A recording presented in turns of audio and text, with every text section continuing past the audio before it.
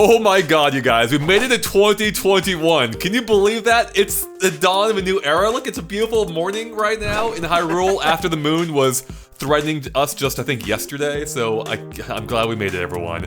So yeah, it's a new era, new beginnings, and which means it's time for us to give our predictions for Nintendo in 2021. So this is gonna be split up between at least 2 discussions, hopefully 2, if we run long, maybe 3.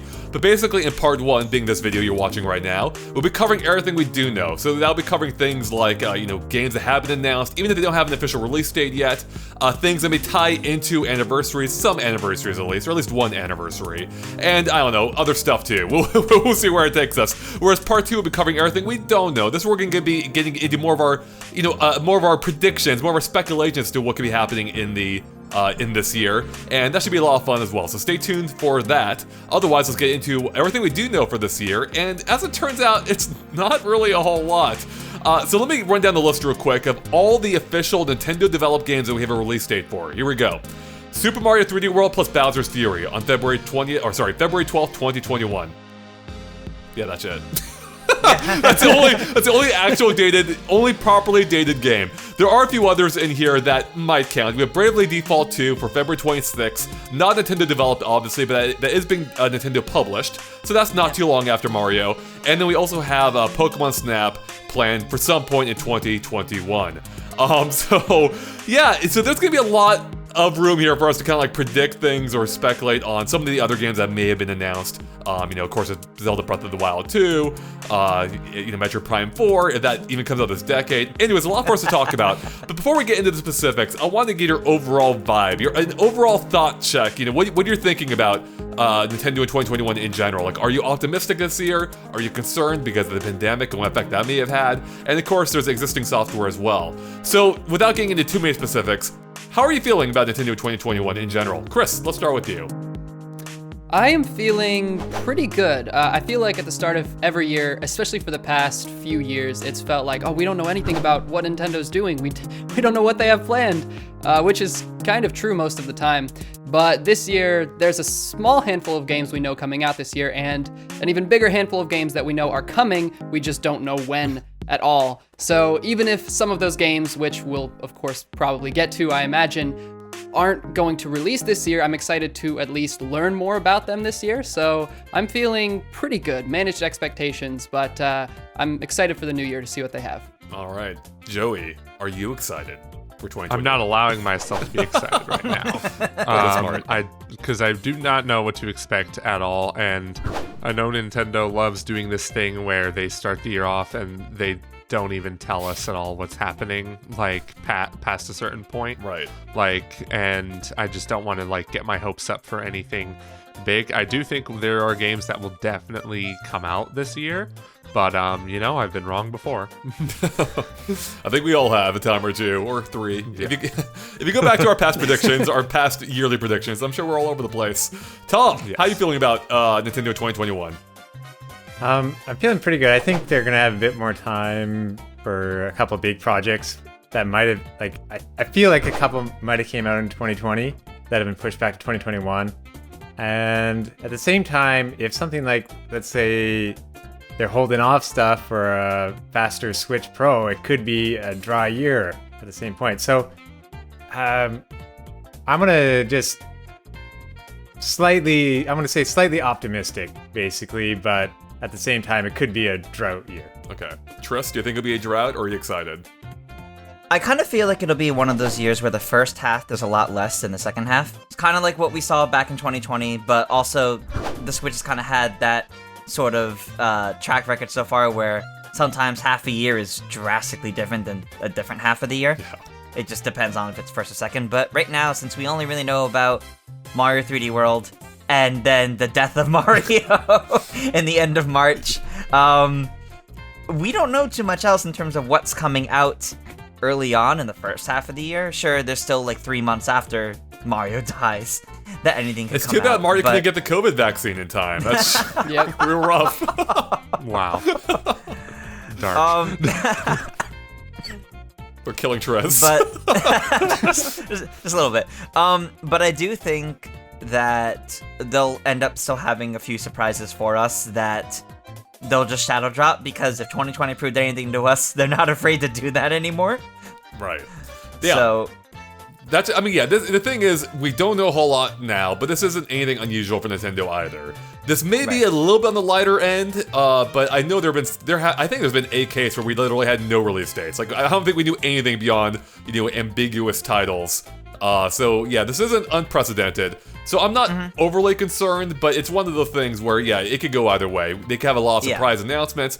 They may not have a whole lot. It's hard to tell, especially with the Switch being a bit of a different system for Nintendo, like with it still being a massive success, but I don't know how much they prepared in advance for that case, And then of course there's still lingering effects of the pandemic.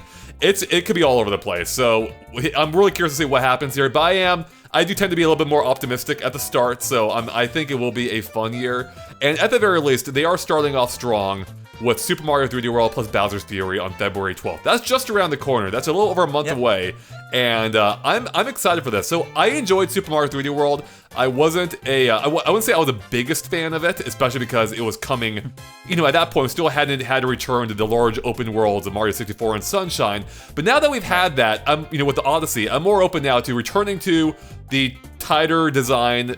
That's not quite the best way of putting it, but the smaller focus of 3D World, especially because they're doing some really cool things here. One, they're adding Bowser's Fury. We don't even know what that is. So that's kind of exciting. It's like they're adding what seems to be a big addition. It's in the title, but we don't know what that could be, because they've done things like that before, the Mario Luigi series, where they added the Bowser Jr. spin-off mode, and that, based on what I played, seemed kind of worthless. But it's more like a fun mini game. It gives you it fills in the gaps of story you didn't really know of before in the Mario and Luigi games. I've seen people joke that, oh, this is the third entry in that now with the plus Bowser something. But I don't think this will be along the same lines as those, since I hope not. This very clearly looks more like an actual addition to 3D World instead of a small mini game to fill in the gaps. Right. This based on the little we've seen, my impression is this will be like a proper expansion to the game rather than the Bowser Jr. spin-off thing, which didn't even feel related to the main game. It felt like it's weird Mario Party game turned into a full-length, quasi full-length adventure somehow. Beyond that, real quick though, they're also adding online play, which is awesome. Great addition. Pikmin 3 Deluxe should have that. That is a big deal, especially when this comes out. We'll still be in the lockdown period, so even though the vaccine's starting to go out, it's gonna be a while before that's fully propagated. So the only other game of this caliber that has online play like this is Mario Maker 2. New Super Mario Bros. U Deluxe didn't have online. The fact that they're adding in the online for 3D World to some degree, hopefully it's what we're all imagining it to be based on what it was listed as, of the actual boot up the game, play it 4 players, co-op online. That's a really big deal if it ends up being the case. We can all play together now, which is great. Yeah, awesome addition. And one of the things I'm most excited by and surprised by is that it seems like they're actually changing the gameplay a bit, in that the characters seem to have been sped up a fair amount. And that was actually one of my complaints with the game. I don't know if I said it directly like that in my review, but the game always felt a little bit sluggish and off to me, and I think this might fix it. And I love that. If everything's a little bit quicker, I'm really excited by how that might feel, and I wonder if they're gonna adjust any of the levels to account for that or not. Maybe it'll be. I don't know if the game will be easier or harder as a result of this, but I'm excited by it. The fact that the entire game will be playing slightly differently because of this one little change. It's not even just that little change, because they added a dive, just like in Good Odyssey point. now. Yeah, that's so right. There's the whole new mechanic that's in there now that can completely change up gameplay. Who knows if there's more? Hopefully there's more. But from what we know alone, it's definitely not just, take 3D World, slap another name on the title and the Switch logo and put it out. The fact that they went the extra mile to change the mechanics of how the game plays. You haven't even seen that for some of the other ports that we've No. done. That's actually really exciting. It's kind of funny. This seems like this might be the most deluxe of the deluxe games Nintendo's released, and deluxe isn't even in the proper title of this. So I don't get Nintendo. Nintendo's weird. But how are you guys feeling about this? Are you excited to revisit the game? Do you not really care, or are you looking forward to playing it for the first time, if you even are? I am super excited to revisit this. I played the game, I think, twice on the Wii U, and then my disc broke, so I haven't played it in years, and I'm super pumped to revisit it. But also about the co-op, I think that's going to be huge, assuming it's everything that we hope it's going to be, because I have a friend who, he and I have already agreed that we're going to play through the whole game together online, and that would be such a blast. That's going to to be so much fun. You're not going to play it with the Game Explain crew, Chris? I'll play with you guys too. That'll just be a separate profile. Three files. Yeah, exactly. And also regarding the movement system too, I'm super excited about the characters running faster, because I always played as Toad because I did feel like the movement for the other characters was too slow and Toad was a bit faster. And I felt like because the game is, I think the movement is locked to like an 8-way directional system where you can't like turn in a full 360 degrees, I guess. I'm pretty sure if I remember correctly. And the upped speed will, I think, increase kind of the zippy feeling of it rather than feeling kind of sluggish and slow. And so that's going to be really fun. As someone who typically ends up playing Peach or Rosalina in that game, yes, I would appreciate moving faster. Yeah. Two slowest characters in the game. So, what are we? Go ahead. I was with you, Andre, when you said you weren't as impressed with 3D World because it came out when we were wanting a Mario experience that was more akin to 64, Sunshine, Galaxy, all that stuff. And here comes this game that looks like it's a sequel to 3D Land, which was a portable game. It was kind of not what a lot of us were really wanting back then. But now that we got Odyssey, and since the Switch is a portable machine also, I think that'll totally benefit this game more than it'll hurt it. And I'm looking forward to revisiting it. Yeah. It's so funny that you mentioned the specific call out 64, Sunshine, and Galaxy, which we also just got re-released on the Switch. Yeah. So we've had basically a revisit of four 3D Mario games. It's like, all right, I've got my fill now. I'm good for them to, go back to 3D World, especially with this Bowser's Fury expansion. Like, I'm really curious to see what they're doing there. And I hope it is if not a full-scale adventure, at least something maybe like a third to a half as long as the main game. And I don't even know what to expect for this. Like, my hope is that maybe this is actually you playing as Bowser or Bowser Jr. Like you're actually playing as the villainous side of things this time, and that could completely change the way the game feels. Like Mario 3D World is already about, or Super Mario 3D World is already about playing as different characters, and letting you play as a villain could be a fun way to really change things up. That would be really interesting, actually. I think watch Bowser's Fury is going to be like 3 levels long, and they're 5 minutes each. Please not. It's like Captain Toad VR, but I'm hoping they have more wide open levels like the Savannah, like they're kind of hinting at in the preview. I'd love to see that more, thanks to maybe a bit more horsepower on the Switch. Yeah. 3D World was one of my favorite games on the Wii U, so I'm really happy that it's finally coming back here. And I love multiplayer games. Like, usually I get together with 3 other friends, and any kind of 4-player multiplayer game, we just really have a lot of fun going through. So I'm really looking forward to running through probably 3 full files of 3D World again. That's hardcore. Speaking of it being your favorite game, I think it was a fair amount of people's favorite games on the Wii U, at least based on the sales figures, because it was the second best-selling game on the system, even beating New Super Mario Bros. U, which, that series had been in sales... Sorry? I think that was a launch title too. So. Right, which is even more impressive. So I have a feeling this game's gonna be massive on Switch. Like I think people who played it before will probably pick it up again, and of course, it'll be reaching even more people who didn't even have a Wii U. So this is gonna be a big game. Starting the year off with this is pretty exciting, actually. So I'm hoping that sets us off on the right foot as we go deeper into 2021. Speaking of which, let's go ahead and move on to some of the other games we know about. So shortly thereafter is Bravely Default 2 on February 26th. Did anyone here play the first one much, or...? I have not. No, I only played the demo of the first game on the 3DS, and I don't know what I did wrong. I, died the first battle, and I'm like, oh, no thanks. And I'm not bad at turn-based games, but this just decided to just be rude. I was like... So, I know the first one was, I don't know the sales figures, but at the very least it was like a cult classic, I think, and that's probably underselling it. And we've had a couple of demos now for this new one, I believe. So, but So yeah, I think this has potential to be like, this is coming, I think, at a good time, like a fairly meaty game early in the year, shortly after Mario. So like they're not really competing with each other, and this is just a month before too. We get Monster Hunter Rise, which is going to be another huge game, I think, on Switch. Oh yeah, like Monster Hunter is always a franchise I've wanted to get into, especially mostly because like this game has almost exclusively been on either portable consoles, or they really pushed like the graphical fidelity when it was on Wii and when it was on 3DS. Right. And then it came out on current gen consoles, PS4, Xbox. I guess that's not current gen anymore, but it was back when they came out. But it's, what was the last Monster Hunter game we got? What was it called? It was The 3DS one, right? It was a 3DS one, wasn't it? You mean for Nintendo? Yeah. For For Nintendo, it was Monster Hunter Generations Ultimate, which came to Switch, I think, Oh, did it come to 2 Switch? years ago. Oh, wow. Yeah, All it right. was. Yeah. It was the same as the 3DS game, That's right. Monster That's- Generations yeah. Ultimate, but they had a Switch version that looked better and played a little bit better, and I think you can even transfer your data. So I'm excited to see what Rise has in store.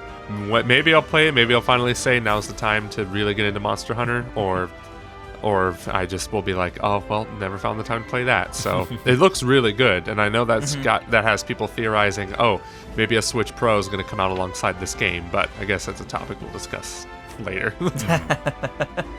Yeah, I'm really excited for Monster Hunter. I've also not really been able to get into the series too much before, but I've always wanted to, and I have some really close friends that are like crazy about the series. Well, they'll have like thousands of hours put into the game, each game. So I genuinely look forward to picking up this one and actually getting to play alongside friends early on, and not pick it up like a couple years later and it's like, hey, can I catch up? No.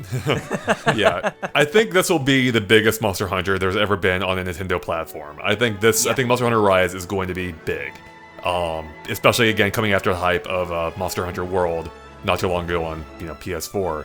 So yeah, this will be one to keep an eye on. I think this might surprise a lot of people. You're forgetting one thing, Andre. A lot of people are going to play it because they saw that Monster Hunter movie and thought, oh yeah, Oh my god. so good. I was just thinking, I hope that movie doesn't. Oh, you know what? impact That this actually does. That negatively. changes everything. Actually, maybe it's a good thing theaters are closed right now. Maybe no one's watching the movie. So, Yeah, really. all right, we have to. So, by the end of March, there is a big event that happens that we've already touched on. That's the fact that on March 31st, Mario dies. Mario is just dead. Everything seems to be ending on this day. The 3D collection is going away. Mario 35 is also going away, and there was something else too. Oh, Mario Maker 2. You can no longer, or sorry, not Mario Maker 2, Mario Maker on the Wii U. You can no longer post levels to. You can still download them, but otherwise the upload function's going away. What do we think happens? What happens then? Like, what are we kind of expecting? Are we expecting anything beyond this point? Do we think Nintendo has like alternate plans for either Mario or other things around now? Well, March 31st is the end of the fiscal year. And I think that's basically a matter of certain games they don't really want to bleed into anything for the rest of the year. So they want it to basically be a way to end like the final quarter or the final half of 2020's earnings and things like that. They don't want it to skew earnings for the rest of the year, maybe, or something. It's probably Because more. maybe- It's probably more that they want to get all the earnings in this one quarter than Yeah. have it spread out between Yeah. two. Yeah. Yeah, especially if they want to put focus on other things they might be doing throughout later in this year. They probably want to they want to break it up so they can focus on the newer things instead of seeing, oh, look, this thing we released last year is spiking in sales again. Which isn't bad. That's for a company, I'm sure they love that. But I think it's mostly tied to the fiscal year and something changing around that time. I know they've done this before too. Like, isn't like every All Stars collection a limited release? 'Cause there was one- Well, the original Super Nintendo one wasn't, but the what was it, the 10th anniversary? No, 15th, 20th anniversary, right, on the Wii? What the heck was it? Yeah, 25th? I think that was it. Okay, my years are all mixed up. But yeah, that was a limited release. So yeah, I mean, there is a precedent for this, but it does seem like March 31st, we have a lot of things going away. Like, we've never had, also Fire Emblem as well. I didn't even mention that, the digital version that just came right. out, the remake. Yeah, that also Or the goes away not on the remake, but the 31st. update. I almost wonder with this, like if we're gonna find out it was just a move to do during the pandemic, to make sure like they did well. Like maybe they didn't know Yeah. how good some of their games are doing. It's like, let's try to do the best we possibly can this fiscal year, and then see what happens. It's either that or we're gonna find out maybe they need stuff like more servers, more resources for like an upgrade on Nintendo Switch Online or something like that, or some other plans that they don't want us to be distracted by older titles on. So it's probably the first one, but we'll find out if it's the latter. Yeah, I know Doug Bowser said in the interview, like, they're not going to make this like a widespread thing. Like, what I imply for that is, like, if we get a Zelda trilogy, a Metroid trilogy, they won't be limited releases. But for Mario, if they believed that it made sense for that. Do you guys think that there were discussions brought up when 3D All-Stars was first announced as a limited release title about them possibly re-releasing each game individually, maybe on the eShop after March 31st passes, maybe for a higher price, like $30 or $40 each? Yeah. Do you guys think that that's possible, or do you think after this time that no, it really is just going to be a hard cutoff deadline for 3D All-Stars in particular? one of my predictions is 100% that's what's going to happen. 3D Collection is only going away as a collection. They will be added to the eShop separately. Especially given the fact we've had the updates for it since, which, you know, added some quality of life features and like GameCube controller support. I mean, they may have done that anyway, but it feels like they are preparing for this to exist for some time, and it will be more expensive for you if you didn't buy them all together. But you can also pick and choose which ones you want. If you don't want Mario Sunshine, then you can skip it now. So, and then put Mario Galaxy 2 on there. Yes, please, yeah, for the love of God. And then watch you find out they do only a bundled release of Galaxy 1 and 2, so you'll own Galaxy twice. If you own the 3D All-Stars and get Galaxy 2. Suck. Stop it, Tris. Don't give him ideas. Doug Bowser's watching this. Indeed. I do think Mario 35, though, I think everything else is going away for good, minus possibly Fire Emblem. I think there will be a gap for Fire Emblem where there will be no other way to access it. But I do think it will come back eventually, such as for Nintendo Switch Online. They'll like roll it into the NES app. I think they put too much effort into it for that not to be the case. But I think they do want to keep it exclusive for those who bought it, at least for some period of time. Well, so here's something. I don't want to get too deep into it, but this will be, I think, into we discuss for things that we don't know, and that is the fact that I do think Mario 35 is going away. I think there's no avoiding that. I don't think it'll come back, at least not anytime soon. But I do think it will be replaced with something akin to it, and I think it could be like a Zelda 35. Because again, as Joey kind of touched on earlier, next year is going to be Zelda's anniversary, plus a few others. Again, I won't get too deep into it, but I think there's a good chance that we will see some kind of replacement for it. Anyways, I wanted to ask, do you think there's a chance? Do you think we'll get a proper Nintendo Direct during this first quarter, like early in the year, to talk about these games, maybe give some more announcements for things to look forward to? Like, what do you think our time? People are already shaking their head no. Yeah, what do you think? Like, what do you think the timeline is here for us finding out more about Nintendo in 2021? Are we gonna find out soon, or are they gonna sit back until Mario's out, and then maybe not even after then? So I can start this because I have it literally written down here. I think what we're gonna get is Pokemon's gonna be a separate thing. Mario's just like 3D World is just gonna get a random like trailer overview dropped, and Smash, if it happens before the end of March for the next character, is also just gonna be another thing that they've been doing lately. And their own self-contained announcements. The most we would see otherwise could be the return of the partner showcases, maybe one in February, and it would highlight Persona Strikers among other things, and then maybe a Direct Mini at the end of March. But that's the only thing I could see happening in that case. No full bigger Direct, because already that's a decent spread of small things like we saw back in 2020. So, any other thoughts about Direct potential? Yeah, I don't think we'll see a full return to the Directs in the first quarter of the year, maybe even the first half. We're not going to see them until like the pandemic's done, dead. I think I also could be wrong, because maybe they are anticipating like things will get better down the road. They'll get more vaccines in there, and like maybe this will all go away by late summer perhaps. Yeah, so maybe they will just anticipate that and give us a full-on real Direct in March or February. Who knows?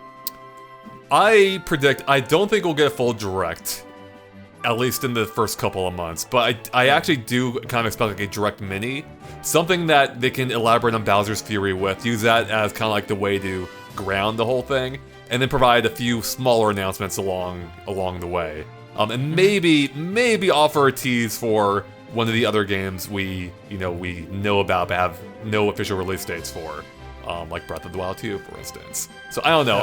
I have some hope for a mini, but Yeah, I think they're saving Breath of the Wild 2 for E3 or whatever the summer thing is. Yeah, I do think maybe they're going to keep just a laser focus on 3D World for the time being. Then maybe after Direct Mini, and like nothing like a major Direct or anything. Like I think if that were to happen, it'd be more like June or for the second half of the year at that point. It might make sense to have it after if they wanted to announce like the plans for the 3D collection post March 31st. Although maybe it'd be smart to do it a little bit before then too. It's like, hey, if you want to buy them all now, get the collection. If you'd rather, buy them separately, you can. Just, it's going to cost you more money if you want to get all three together. So, we'll see.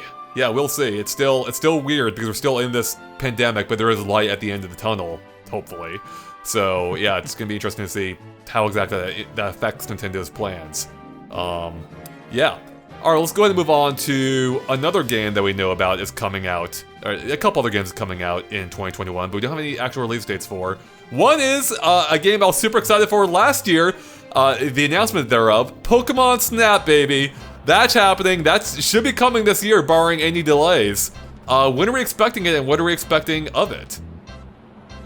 I think we'll learn that Pokemon Day this year, since at the end of February, since it's Pokemon's 25th anniversary this year. That is going to be big. Are you predicting? You're predicting Pokemon Direct or Pokemon Snaps in February? Well, I'm predicting we'll learn about Pokemon Snap in February. So there'll be like a Pokemon Presents, a Pokemon Direct, whatever they brand them at this point, on Pokemon Day or around Pokemon Day, and one of the first things we'll see is a release date. When is Pokemon Day? Yeah. I think February 20th. It's in the end of February. I don't remember the exact day. Yeah, I had that exact prediction too. Like Pokemon Direct or Presents in late February. So. Yep, and I think one of the first things we'll see is a release date for Pokemon Snap, and maybe we'll even see if it does indeed use the Labo. God, I hope so. It has to use the Labo. It really should. I honestly, if I had to predict it, I would predict it won't, just because Labo VR is like dead now. Like, it's forgotten, which saddens me because that camera was made for Pokemon Snap. Like, it's gonna drive me nuts if you can't use it. So, what are we expecting gameplay-wise? Like, we already saw a bit of the game. Are we expecting just kind of like a continuation of what they did in the first one? We already did see in our analysis that we pointed out, like, there do seem to be branching paths, or at least multiple paths that you will be able to choose either before or during. Which kind of builds on the mechanic the first game had to some degree.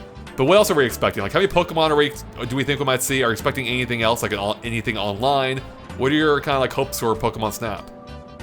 This is tough because I feel like they could go all the way with this concept, all the way with this sequel, or they could half A it, Half butt it.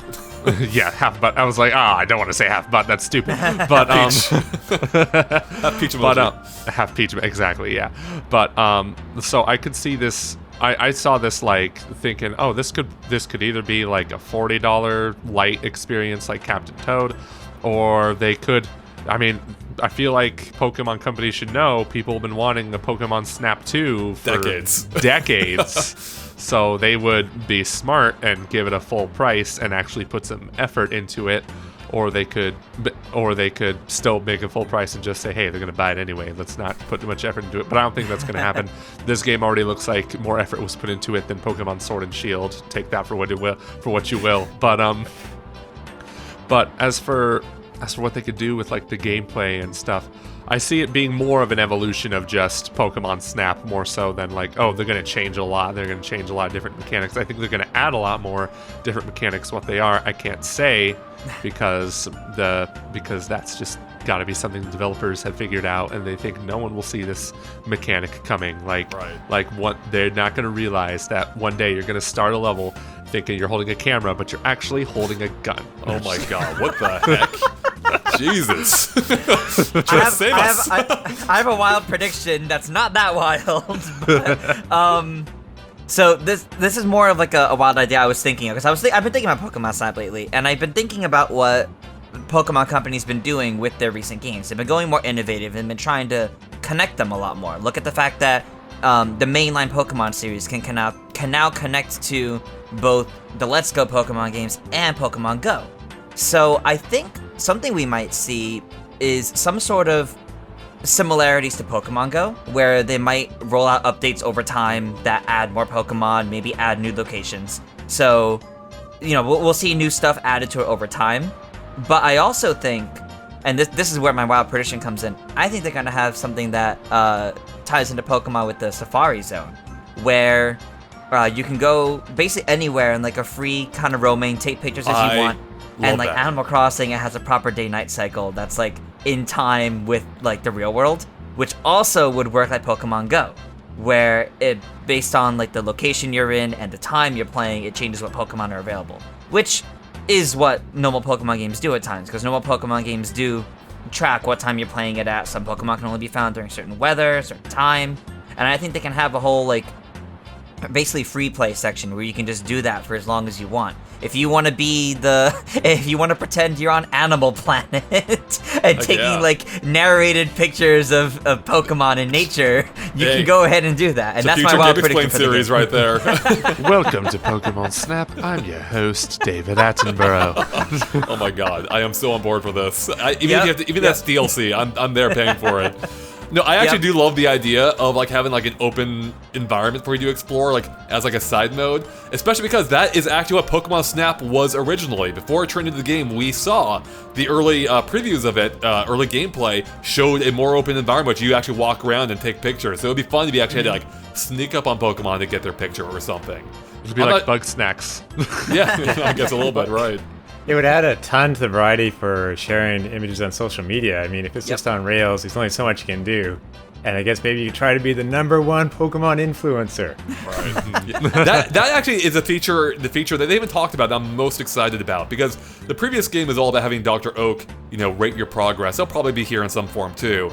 But I hope that they go all in the online mechanic. Like, I want to be able to share these photos, like not just on Twitter. There should be like an in-game feed where you can see everyone's pictures, your friends, anyone. And it'd be cool if you like vote or give some kind of like award to pictures you like. Give it like a star rating, like a Mario Maker, and like help those like rise to the top. We can have like different photographers like competing with each other, and I think that could be a really fun way of like bringing in the social media aspect into a game that like really is asking for it. Yeah, and Pokemon Snap, actually, the original game tried their best at the time to flirt with this mechanic with how like you could print your pictures off of Pokemon, or at Blockbuster they had whole kiosks, so you can actually get physical copies of your own pictures and share those however you wanted. But I missed the 90s. I know. I missed the early 2000s. There was something magic about those times. How many Pokemon are we expecting? The original game only had 63, so if you had to guess a number right now, what would you think? 64. I don't know. Maybe I would say, give or take about 100, 120, maybe. Because I don't think they're gonna fit the whole selection. We're not all getting like 5,000 Pokemon now. No. However many there are. This is something that I can see them rolling out with updates, like I was mentioning, where maybe it starts with 100, and then maybe every like 3 months they add a new area that has 100 more, kind of thing. And it would take time, and that might be really ambitious, but look how they've been handling Pokemon Go. And I know it's not necessarily exactly comparable, because that's a mobile game, but I think Pokemon Go's been going for like over 4 years now, and they're almost caught up on gens. I think they added Gen 6 now, out of 8. So they're slowly but surely catching up there, and I think that could be something that they could do for this. I mean, Sword and Shield also did it, where with each DLC update, they added about 100 Pokemon with each new area, so... Yeah, I think kind of like what Joey was saying. I think I'm expecting maybe around 120 minimum to start, or around to start. But I do think going with the ever-evolving model would make sense, whether as DLC or free expansions. Free would be better, but knowing Pokemon would probably be paid. I am kind of expecting maybe like a smaller scale game to start that you that you pay for expansions. But I'd be happy to be wrong. I'd be happy for this to be like a full epic length adventure out of the gate. But at this point, I'll take Pokemon Snap in any form they'll give it to me. So, any other thoughts about Pokemon Snap before we move on? I've never played Pokemon Snap, and I predict that I will fall in love with this game. Definitely, if you have your Wii U, Chris, get it on the Wii U True, eShop I should first. actually. That's true. I need to do that too. And the cool thing they added, actually, well, not in the Wii U version, but on the Wii version, was you could actually, instead of printing your pictures at Blockbuster, which you couldn't, of course, you could post them to the bulletin board on the Wii, which is neat. So you can share it with your friends and family, at least. That's so cool. I might just have to get it on Wii. Wait, the virtual console Wii is Can't. gone. No. Yep. Sorry. R.I.P. Real quick, when's it coming out? When do you think? Tris? May? All right, good. Yeah. I was gonna say like May or June. I can Yep. see if they do E3, this would be something they have a whole section for, just to push it. I can see this being something really big. So Chris? yeah, I think around E3. Yeah, I'd say June. All right, Tom? I say May before E3. Well, E3 will be Okay. new surprises.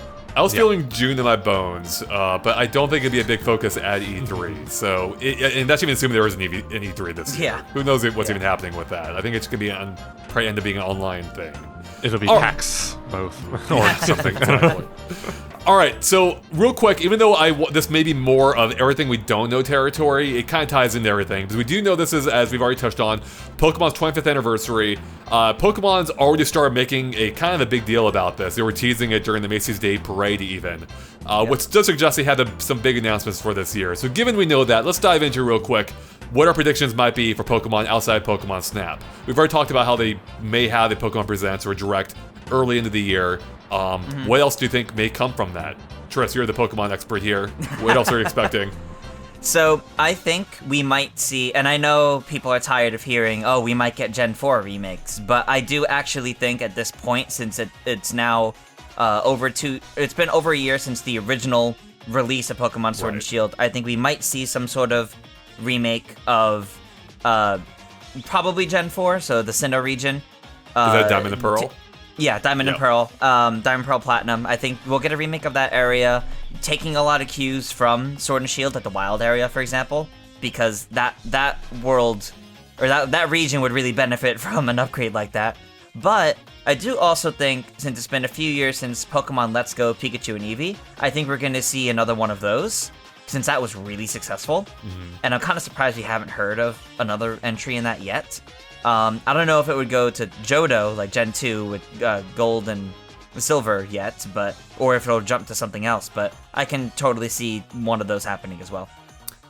I think a remake, yeah, I think it just makes sense. I mean, this isn't atypical for Pokemon. This kind of like falls in line with what they've done. I mean, the big question is if, like, the pandemic affected anything. But given the fact that they're still hyping up the 25th, not that it means there's a new game coming. I think there's a new game coming. And by that, I mean, I think you're right. It will be a remake.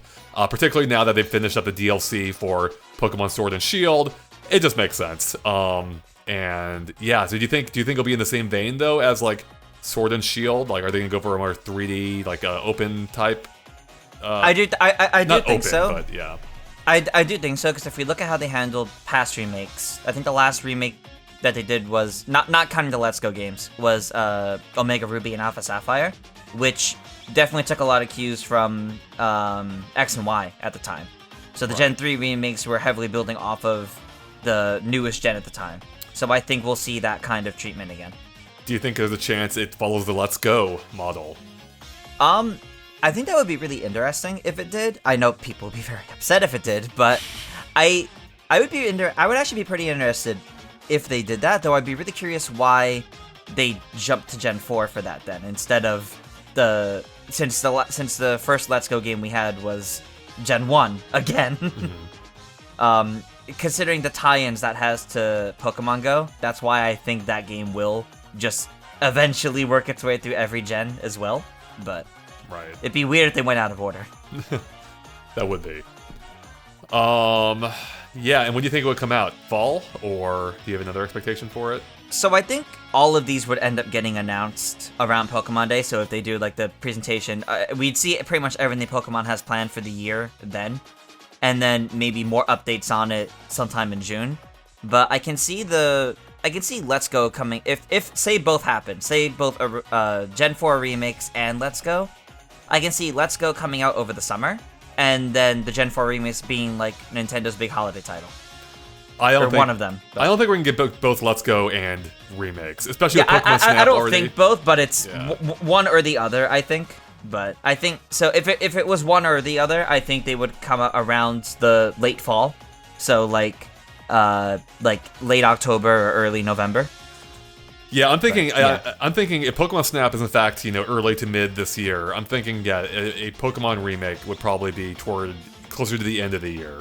Kind of space them out as much as possible. Even though they are very different games, they're still in the same Pokemon spectrum as well.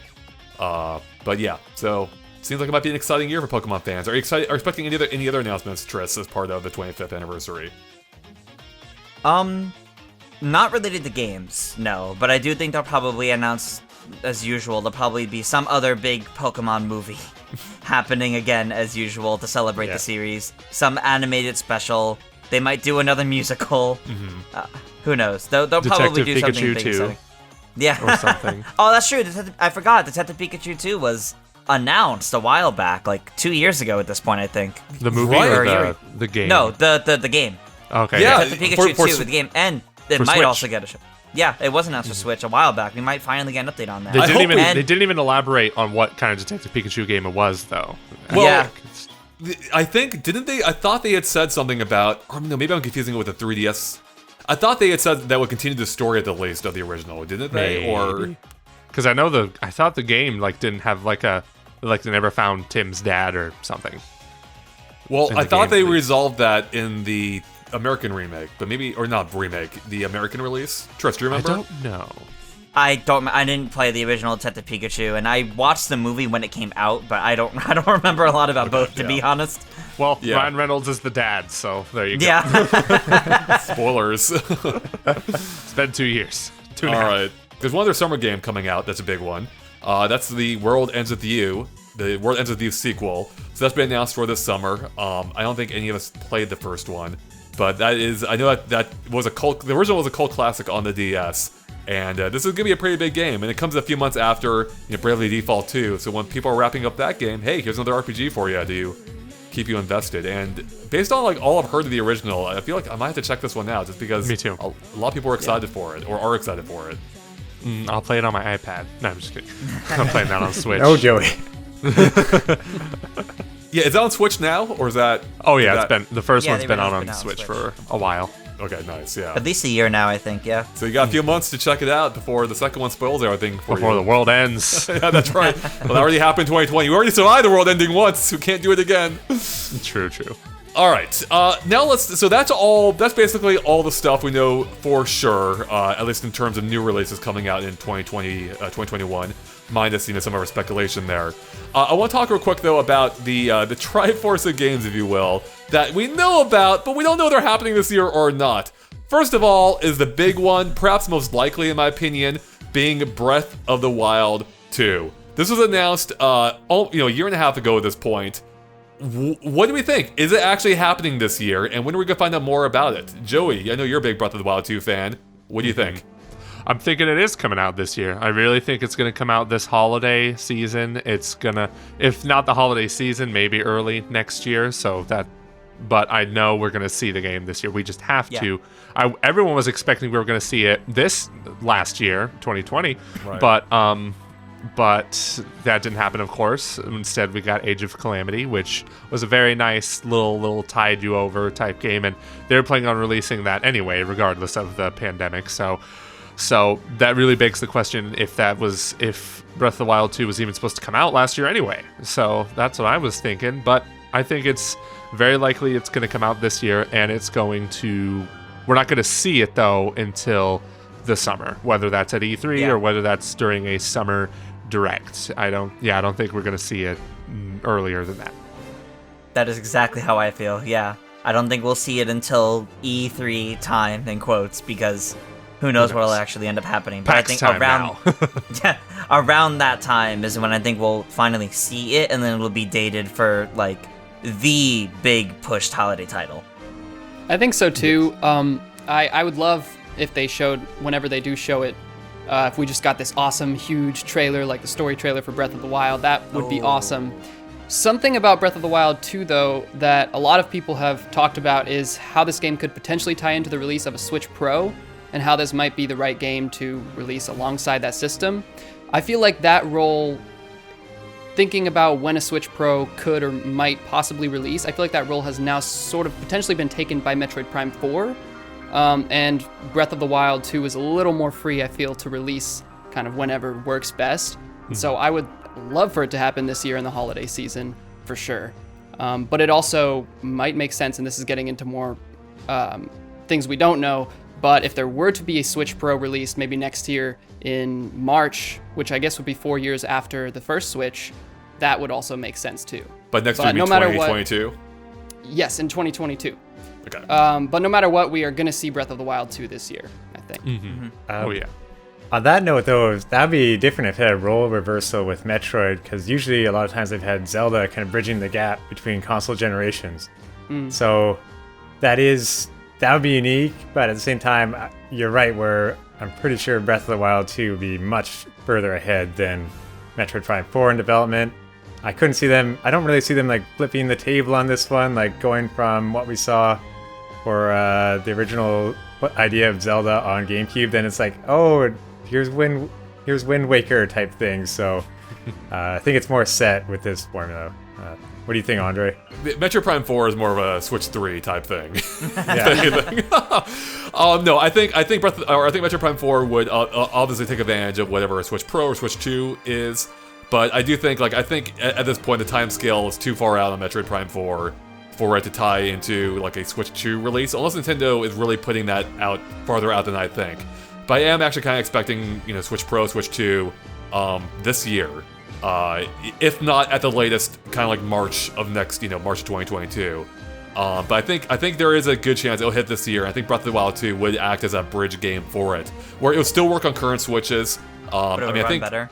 Yeah, it will run It'll run better on Switch 2 or Switch Pro, and I think this would be the way to launch it. And I didn't even think of a Switch Pro tie-in at all, because I'm at this point, I feel like we're not going to see like a successor to the Switch for a long time. Like, yeah, that's what I feel. Yeah, whatever the Switch Pro is, it's probably going to be like a new 3DS XL type thing, and it's not going to have exclusive games for it. It's just going to make games on the current Switch run better on the new Switch. Even the president of Nintendo said this, and Doug Bowser mentioned it too. Like, they believe they're halfway through the life cycle already. Like, and we're 4 years in. I know Nintendo tends to back up on what they say half the time, but the way the Switch is selling, I don't see how releasing new hardware would be a smart thing to do, especially this year. I know we have issues when it comes to power, like the Switch is definitely a very underpowered machine and it's really showing right now, but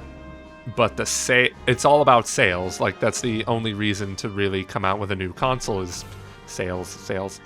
Yeah, I don't see a Switch Pro happening anytime soon, or if at all for a while. Like, I'd rather they just keep going for as long as they can with this current Switch, and then release a Switch Pro whenever like the sales start to dwindle or this hardware really starts to like deteriorate or what have you. Yeah. I think. Go ahead, Tom. I was gonna say that's a good point. Like, only if they feel pressure from PlayStation 5, really. But at the same time, it takes so long to start making a ton of new consoles quickly that they're better off probably waiting till 2022 when you get a more powerful Switch Pro that's more in comparison to Series X and PlayStation 5. Yeah, I think so. I hear you, but I think it makes sense to. So a couple things.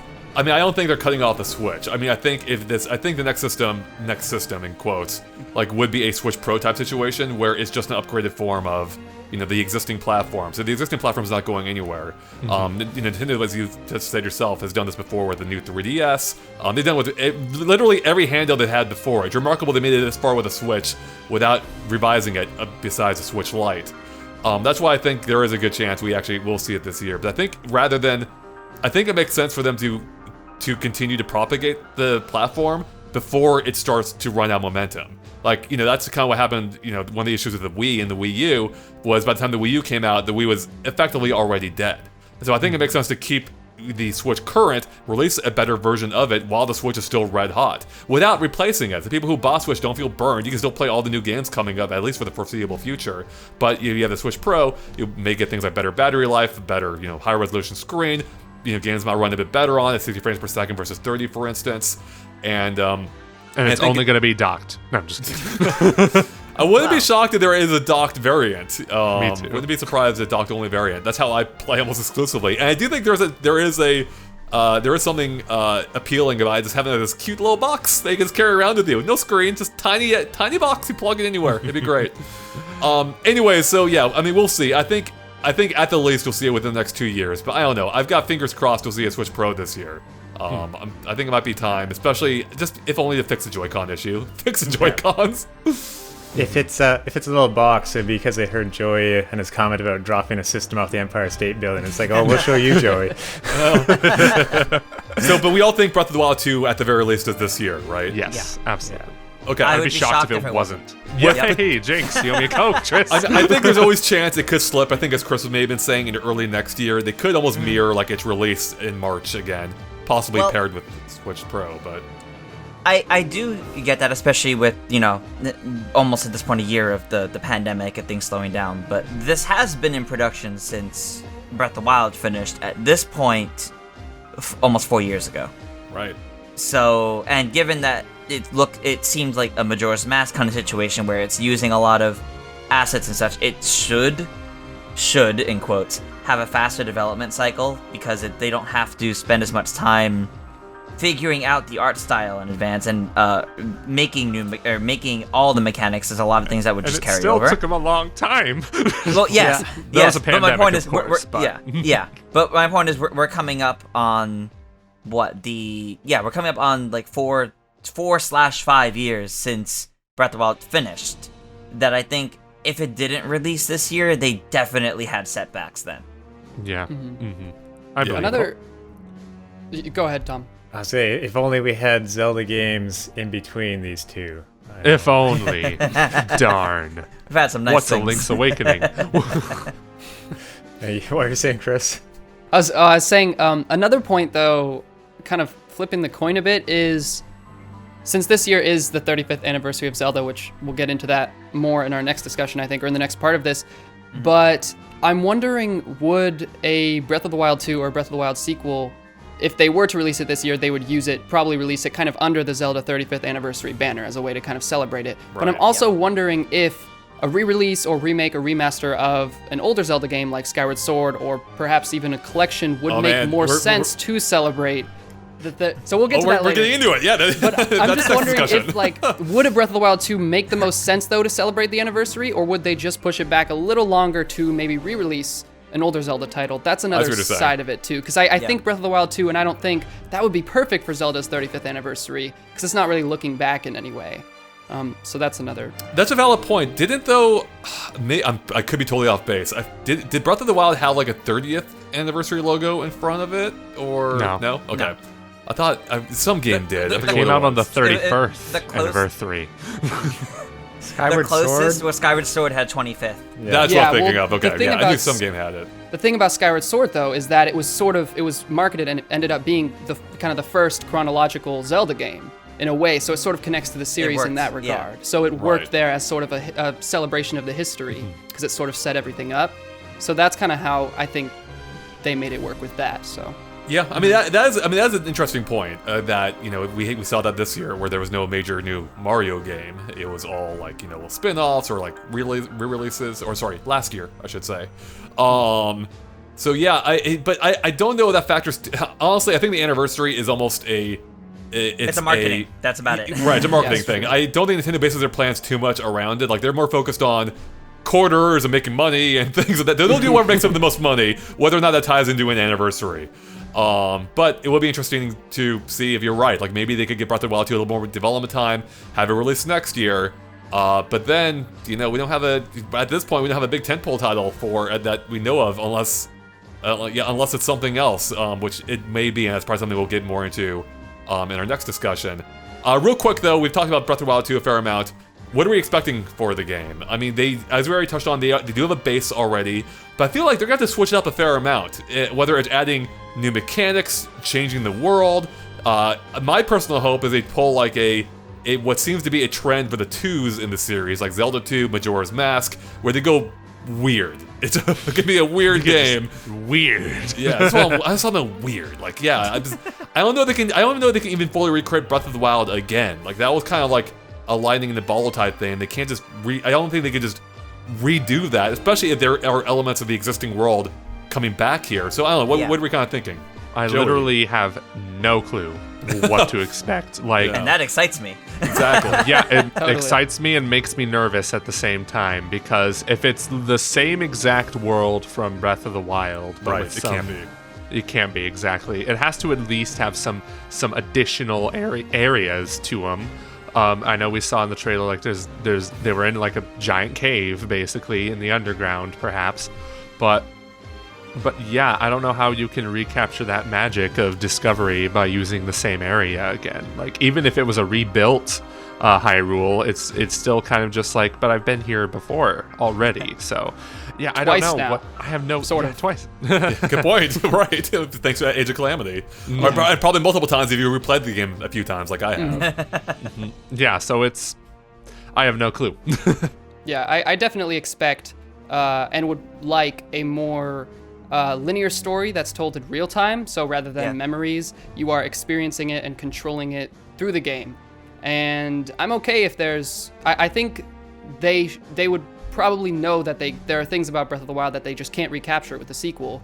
And as long as they lean into that, I think it could tell a much more powerful story, even if it does kind of sacrifice some of the things that did make Breath of the Wild such a novelty so great. I would love a story that is more kind of intimate and personal, I think, between like Link and Zelda. I think that would be so cool. A villain that is more directly involved in their journey rather than the Calamity in Breath of the Wild, which is just kind of looming overhead throughout the whole Right. game. A more kind of humanoid villain would be cool, kind of similar to the one in Age of Calamity. I hope that Zelda plays a big role, and by that I mean, look at Age of Calamity. It's a Legend of Zelda. It's a Legend of Zelda game, as in focuses on Zelda without being called a Legend of Zelda. I really hope the sequel to Breath of the Wild pulls that kind of focus on Zelda, so it's not just Link against Ganon. It's Link and Zelda against Ganon, where they both get either equal focus or Zelda gets more focus, because there really aren't too many games where she properly gets that, and especially Right. if she's playable in any CDI capacity. games. Real Zelda games. Those are real Zelda games, Chris. Come on. Yeah. But I definitely think that if they do this, where they actually build upon her character in this world, because technically Age of Calamity is now different timeline or whatever, so this iteration of Zelda that went through all this didn't get real-time development, she got memory development. I hope they do a lot with it in a way that builds out the world and fleshes out the characters. And I think the only other time we've genuinely gotten this close to that was with Spirit Tracks, Yeah, think of where that. Zelda Where she's actually, where she's dead and she travels with you the whole adventure. Right. So I hope it's something along those lines. How do you think they could pull that off though? Like, what are you kind of thinking gameplay wise? Like, are these different characters you can swap control between, a little bit like Age of Calamity, or do you control them at certain points in the game? Do you choose who you're playing as at any point, or are they both together all the time? I can like as you see- saw in the trailer.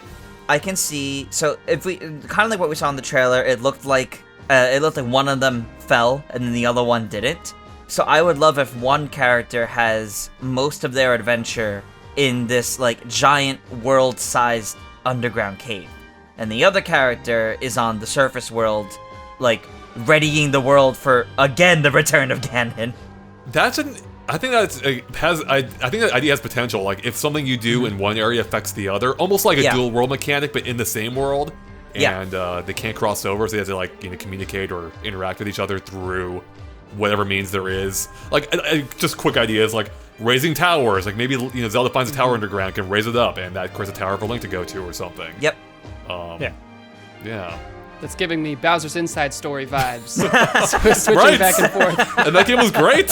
Yeah, it actually. Perfect. Well, in a way, it sort of ties into something Miyamoto talked about the other day, how you kind of always view things from, or he likes to design games where you're not just, it's good versus evil, but you like to kind of see both sides of the table, sides of the equation. And so I think that might tie into Breath of the Wild 2 in a way to where you're constantly switching back and forth and maybe experiencing similar events with the different characters who are in these different worlds and seeing how the different ones impact each other. That would be really cool.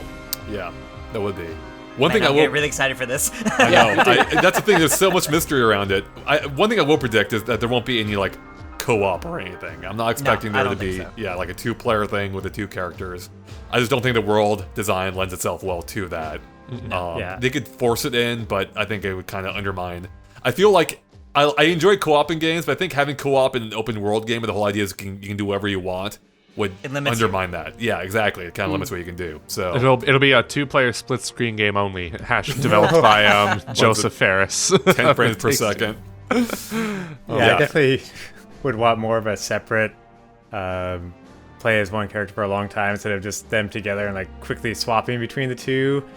And although when we talk about an underground segment, I'm thinking about Subrosia now from No, you ruined it. What if there are Subrosians in the game? Oh my god. What if there are Subrosians? That'll be crazy. The ultimate tie-in. That would be kind of neat though with their designs, but yeah. They could pull a full-on Last of Us 2 with this, where you play the first half as Link and the second half as Zelda. That too. Actually, that would be an interesting way of like getting a little bit more story in there, because like one of the problems you want to call it that with Breath of the Wild's open nature is just that like there's no like linear progression. Like they couldn't design a story because they're going anywhere. But maybe that's a way they could do it, where maybe like some kind of event you do as Link causes like the switch over where you have to take over as Zelda. I don't know. Maybe it ends up in the Shrine of Resurrection again. Who knows? But that could be an interesting way, like maybe tying in some kind of narrative, and at some point you do switch focus, where you still have the open world, but something causes that change. Something is different now, and that's when you start exploring the world of Zelda. So, and maybe she could have more of like a even more of a tech focus than Link does, for instance. Like maybe her mechanics are a little bit different. So I think there's a lot. So maybe Zelda actually has the Sheikah Slate instead of Link. So. Right. Though now that she has her sealing abilities, that would make her really powerful, because it's not like she lost those abilities. So we have to keep that in mind too. They have to find a way to limit Zelda's abilities. I just know that everything. To some degree. I just know that everything we talked about now is going to become immediately irrelevant when the gameplay is shown and we just play as Link only the whole time. I just Link only, same high roll, nothing's different. Yeah.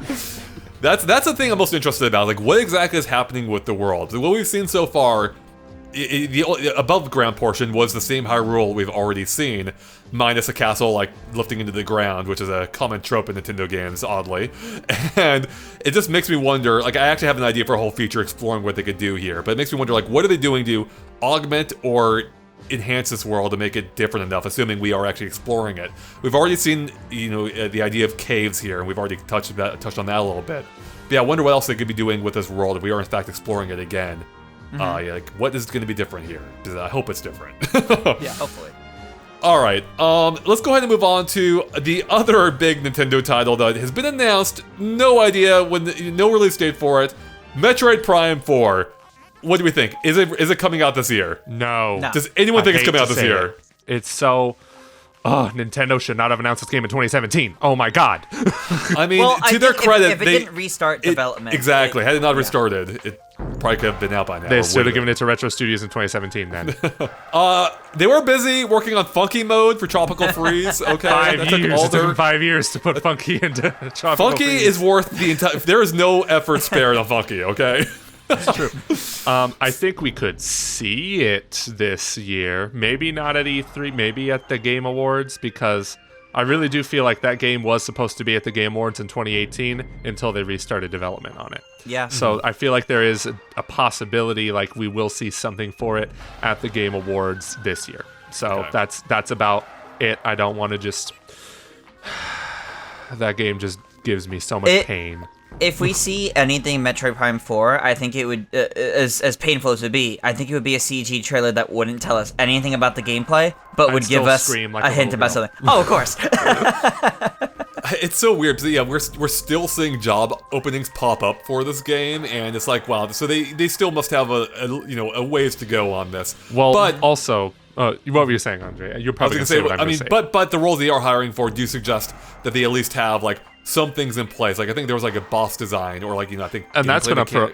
Yeah, that boss design job's been up for a while too. So game studios hire all the time, like no matter how far along they are in projects. So whenever it's not anyone telling too much. So whenever they post a job opening and people are like, wow, they still haven't started development yet. No, that's not how game development works. For all we know, they posted it because that person that was doing that work is just they're just moving on to something else. So they need to get someone else to replace them. Yep.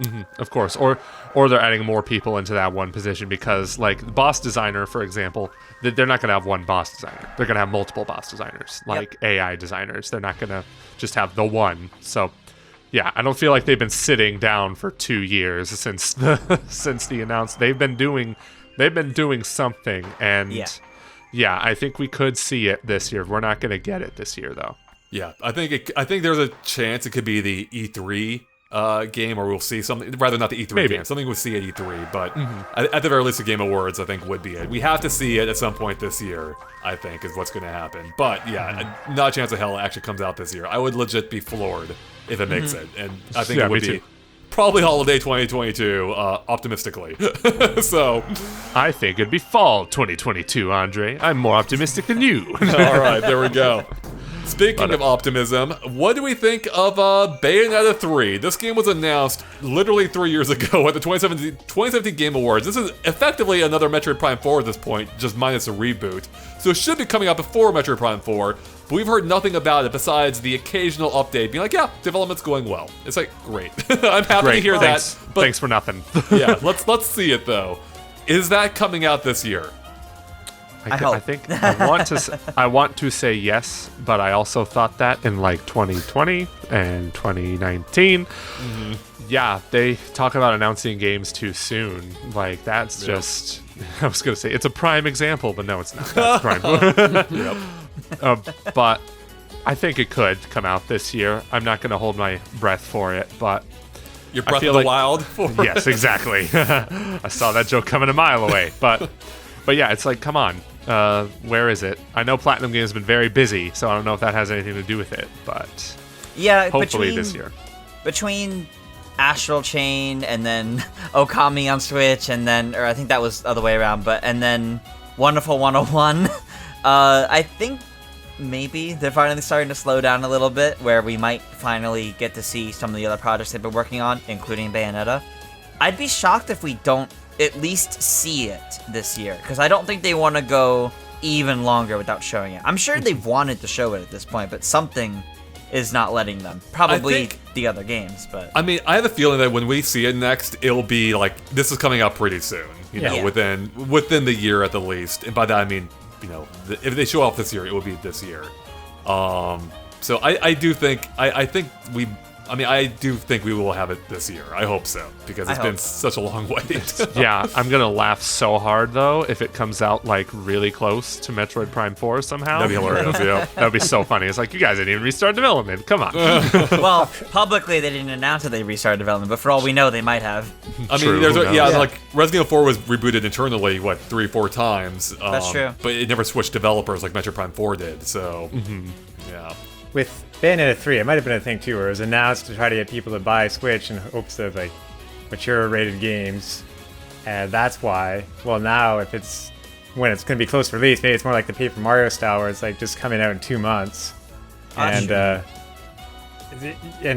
guess Platinum, they've been busy trying to self-publish. They opened up a new office, I think, in Tokyo, so they do have that Kaiju game coming out too. But I'm sure they also have dedicated team on Bayonetta 3. It's just maybe not their number one priorities. Oh, you forgot about the dedicated team to Star Fox Zero Switch. All right, well, I think that wraps up pretty much all the games we know about, all the game announcements possibly for 2021. Did we get Shin Megami Tensei 5, by the way? No, we actually didn't. There's a few third-party games that we haven't touched on yet. Oh, so we're talking third-party. Okay. So, I mean, yeah, what do you want? What are you predicting, or what do you want to say? I just didn't want SMT fans to get mad at us for not bringing it up. We gave it lip service now. There's a few. Go ahead. I was gonna say, yeah, like obviously, like Atlas has things coming out. Like we have SMT3 Nocturne HD Remaster, whatever it's called, which is out in Japan already, but should be coming west this year. We have SMT5, I think, coming this year. Persona 5 Strikers coming out in February. I don't think after Age of Calamity. So like, if you want more Warrior style gameplay, there you go. Yeah, no kidding. I think the only other, like, outside of third parties too, I think the only other big thing that I think is worth mentioning, actually, you know what, since we mentioned Persona and Atlas at this point, this year is also Persona's 25th anniversary. And they did announce they have some big things to tease for this year. And that was in Japan that they said that. And that's not Persona 5 Strikers because that's been out in Japan for a year now. I have a feeling there'll be some sort of big... They tend to do concerts for anniversary, so I think there'll be some sort of big Persona concert where I think they'll tease that this Persona 6 is in development. They won't show us anything else. Or Switch? But I would love if it was, but I think they won't announce what platforms right away. Just give us Persona 5 Royal on Switch. That's all I want. I do think that could be something we could see, or PC, either one, since they've started moving things to Steam as well, like Persona 4 Golden.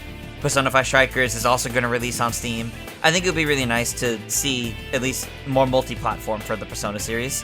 Regardless of if it's Switch or PC, it's, taking steps to Baby finally steps. get it in more places. But I do think the Persona anniversary is going to be something that pops up suddenly this year and makes some big waves. I do have one last thing also that I meant to bring up earlier when we were talking about the Zelda stuff slightly, because this is actually Animal Crossing. We know that Animal Crossing in March is getting Mario content. Finally, it's getting content from another Nintendo game. Right.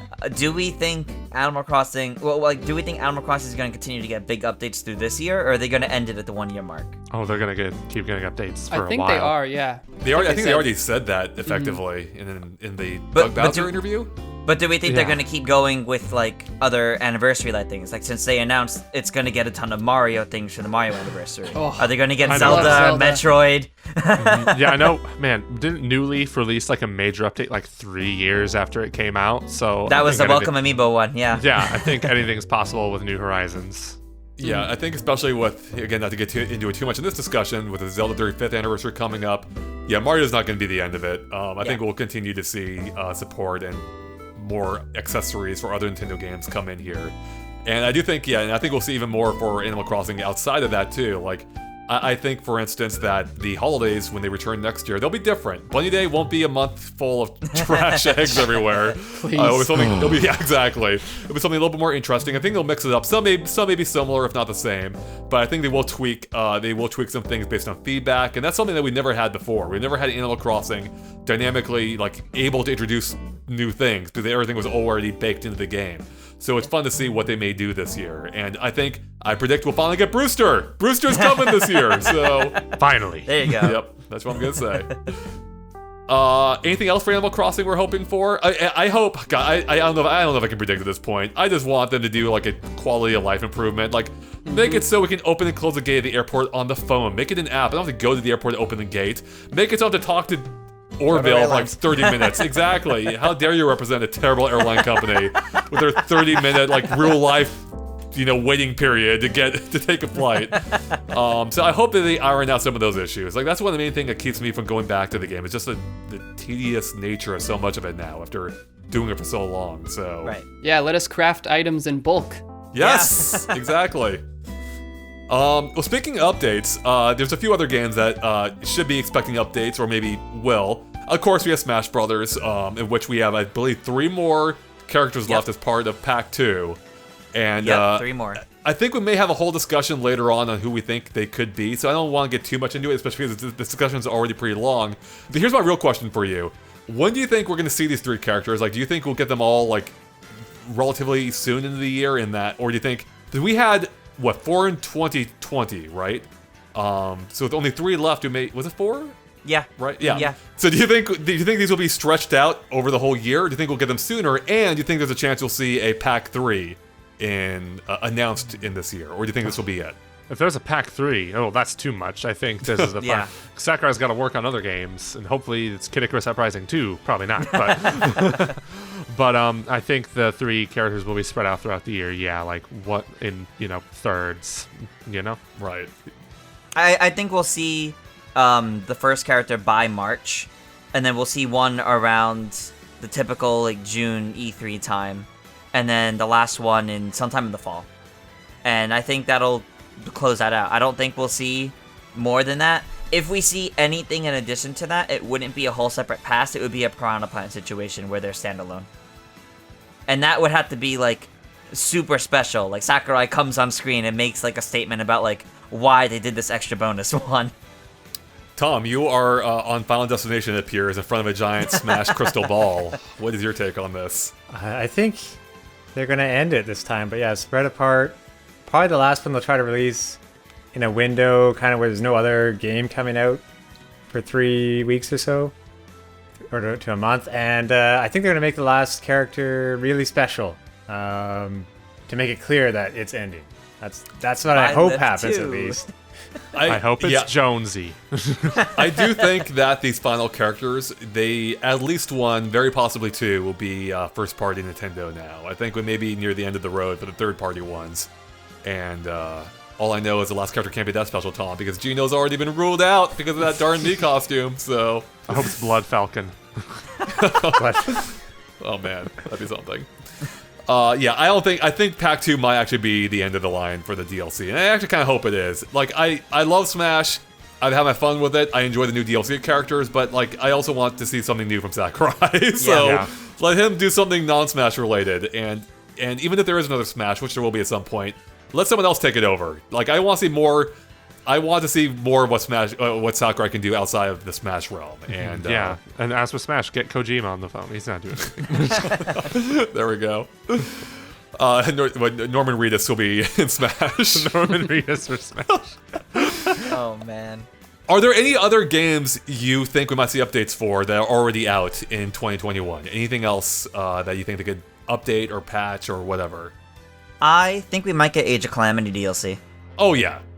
Absolutely, I think. Like, Hyrule Warriors. Yeah, who are you expecting, Tris? I think there's a few NPCs in the game that feel like they have movesets already and feel like they're just waiting to make playable. There's 4 in particular. I think we'd even covered in a video a little while back about how some data mined files suggest they may actually be playable at some point. So I'm hoping those 4, and then maybe a few other characters from either greater Zelda games or from, like, the greater Zelda universe, or Breath of the Wild get added through some sort of fun DLC. Right. But, yeah. Who do you want the most? I really want to see Cass from Breath of the Wild with the accordion. That'd be amazing. I think that'd be really fun. I think that'd be really fun. Not a character in the first place. Should be. Like, I want 2 things. I want, like, musical-based moves where, like, you play a song and it has some kind of effect. I also want him to just, like, whip that accordion around and just beat up people with it. Like, it should be like his long shot. You can just shoot it out. Like, just like, pulls it back. Yeah, exactly. That'd be amazing. He can launch himself with it somehow. Like, I don't want it to make any sense, but it'll be amazing. He can have, like, a flight path, too. Like, a flight. I don't think we actually you can just use it as a glider. Yeah, exactly. Yeah. There we go. It'd be amazing. I love everything about this. It could be a pogo stick. Because why not? Yep. I'd love to hear his voice actor, like, just... Yes. Yes, please. That'd be so great. Yeah. Yeah, they have a ton of fun, wacky movesets in Age of Calamity. I mean, we have Hestu with the maracas already for a musical moveset, so I really hope they push that further. And I also hope they do costumes for more characters than just Link, because there really aren't that many costumes in the game outside of Link's, and I think it would be nice to do. I'm sure they would. That seems like a pretty easy addition, so I'd be surprised if they didn't. So I think that pretty much wraps it up for game-wise. I mean, almost for our whole discussion, but there's one other thing I wanted to touch on that's not game-specific, but the Super Mario Illumination movie, I believe, was announced for 2022. Is there a chance we'll actually see a glimpse of it this year? Yes. Like a trailer? Or... Yes. Yeah, I think we'll get a teaser at least. Yep. Tom? Yeah, I think it's about time we see it. I mean, after the theme park focus, I think they're gonna, a bit later, maybe like try to bring the focus more to the Super Mario movie, and like Miyamoto might put some more effort. I think he's probably already given direction to it, but like, at least that will become the new focus of Nintendo's new kind of branching out. I hope so. maybe, the Super Mario movie could coincide with the other theme parks opening up, the other Super Nintendo worlds, true. potentially. It's actually a great Nicolas point. Cage plays Mario. Oh my god.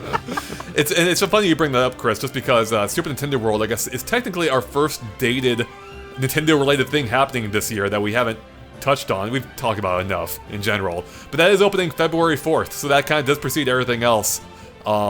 It's possible they could announce more details for the California one rather than Japan, in conjunction with the Mario movie. Although they are competing studios though. Universal Studios isn't making. Right? Who owns Illumination? Are they their own Universal. thing? Does Universal own Yeah, Illumination? Universal. Oh yeah. Then that's Illumination- too perfect then. Yeah, Illumination is decked out with things over at Universal Studios. Actually, you're right because like the Minions, right? giant are all- minion. Yeah, Minions have the right. Yeah, no, you're right. That's actually too perfect. They should do that. There you I go. like that idea. Yeah. So I really hope we see a trailer or something. I just want to know, like, who actually is voicing Mario? Is it Charles Martinet? Is he even talking? Yeah, I gotta is see he how this plays silent? out. I really feel like they're gonna hire someone who's more famous. I think so. Unless Mario doesn't talk like at all or He has much. to talk though. Yeah, he has to Yeah. talk. I remember. Like, I remember hearing on IMDb like Mario, who was supposed to be in Wreck-It Ralph 2, was going to be voiced by James Corden, and I'm like, please God, no. Oh, that'd be a disaster. Exactly. Now, I mean, I love Charles Martinet. I think he's great in the games. I don't think that particular voice would be a good fit for a full-length movie. And I say that. I mean, Charles Martinet has actually been in movies. He's in one of my. Well, I haven't watched it in years, but he's in the movie called The Game as yeah, that's himself. right. Or not as himself, but he's an actor in it. So he's great at acting. It's just I don't think his Mario voice is perfect for a full-length movie in which Mario's talking the entire time. So I'm really curious to see how they go about this. So there you go, everyone. That is our 2021 predictions discussion for everything we know. But stay tuned for part 2 in which we discuss everything we don't know. So this is where things might get a little bit more wild, a little bit more out there, which means it should be even more fun as we talk about all of our personal predictions and hopes and expectations for what else Nintendo may have in store. Because this isn't it. There has to be more, and we're gonna try and uncover what that might be. So with that, thank you for watching. If you enjoyed this video, click that subscribe button, ring that bell for tons more on Nintendo, including, again, part 2 of this discussion as we touch on what else might be happening in 2021. So with that, we'll catch you later. Bye, everyone.